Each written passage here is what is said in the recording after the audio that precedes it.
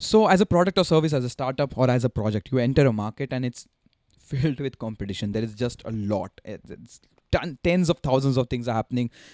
Amazing competition. There are giant players who are also bringing a lot of business to themselves, and you are, because you have capabilities in that domain and that's what you can offer, you find yourself like a bit clueless and lost and don't understand where I should start or what I should do. Like, I've been building this company but we are not getting any revenue, we are not getting new clients, and just to get every client we are just adding offerings in our service or agency or in whatever we are trying to do. So we just want to be everywhere and do whatever we can so that we can get at least some clients to solve some problems. And this can work for some time, but I'm not sure if this can sustain for a long time, and it just has too much stress in this whole concept. So in today's video, what we are going to talk about is how you can create a niche in a very high competitive or high stuffed market, and what couple of things you can do or potentially get inspiration from, and then it's your decision how you should apply it in your ongoing journey.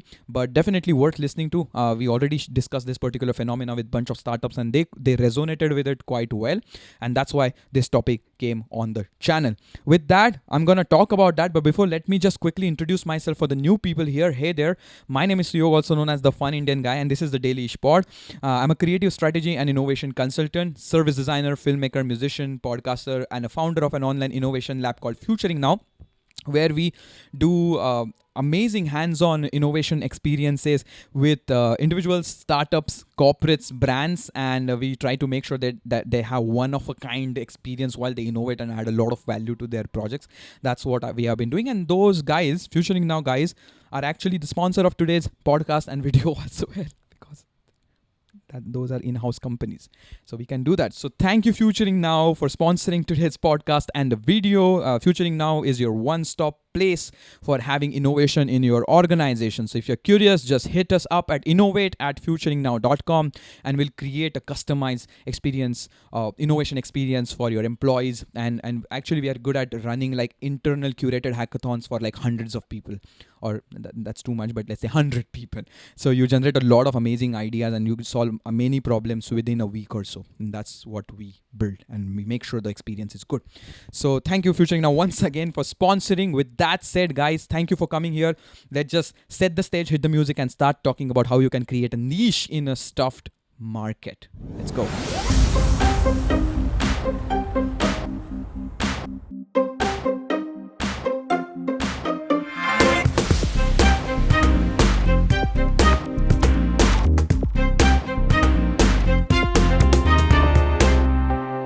So I was talking to this particular startup, and they belong to this market which is about SEO, digital marketing, web design, web-based apps. So they're all over the place, and that's, I think, the same thing which we talked about, right?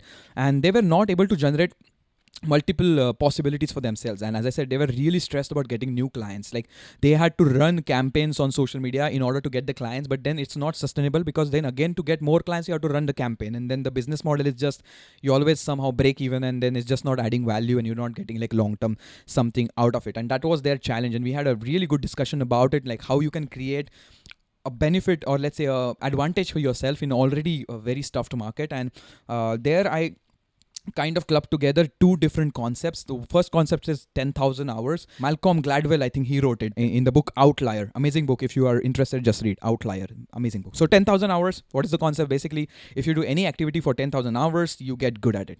So he has given different examples of like musicians like Bach and I think Mozart or something. So these guys did the practice for 10,000 hours, and then they got really good at it. And the work which they produced between the initial 5 to 10,000 hours was not as exceptional, but after 10,000 hours they just knew their craft and they were just boss in whatever they did. And then there is a hack about this whole thing, and this also I came across in one of the podcasts, and I'll just put the picture of the podcast here because I'm not able to recall the name. What he said is basically you can cut down those 10,000 hours into half, or like you can make consistent reduction in that by clubbing two things. So instead of doing one thing for 10,000 hours, you club two things together, and then you're good at those two things together, and then you create a competitive advantage for yourself and reducing the number of hours you have to put in the practice. quick example from my life. So I used to make videos from 2017. I got inspired on YouTube and started making travel vlogs and stuff. And then I was consistently making videos. And while I was doing that, I was also studying service design from Politecnico di Milano in Milan for like 2 years master's course. And then I also did the similar thing. So I was a service designer and I was a video maker. And then I was like, how about we club them together? And thanks to Valentina Auricchio, who was my tutor for my master thesis. And then I ended up writing and creating methods for using video making and storytelling and service design for innovation. And that's how I could get a competitive advantage, right? So there are 10,000 service designers on the planet. There are millions of video makers on the planet. But when I club them together, I'm one of the very few people who are doing it professionally, right? So then you becoming an expert on that topic is also very fast. So that is the concept. Now let's come back to the stuffed market which we are talking about, right? So these guys, SEO, digital marketing, and all those things which they are offering, what we discussed is, instead of being jack of all and offering everything, where I really understand why it's that case, as I said, because you need to get at least some clients, so that's why you offer multiple things. How about we club two things together in some way, where one thing you're really good at in offering and another thing is more like a domain oriented thing. And that's what the activity which we set for them, and then we ask them to do it and then test it for themselves and see if it's interesting.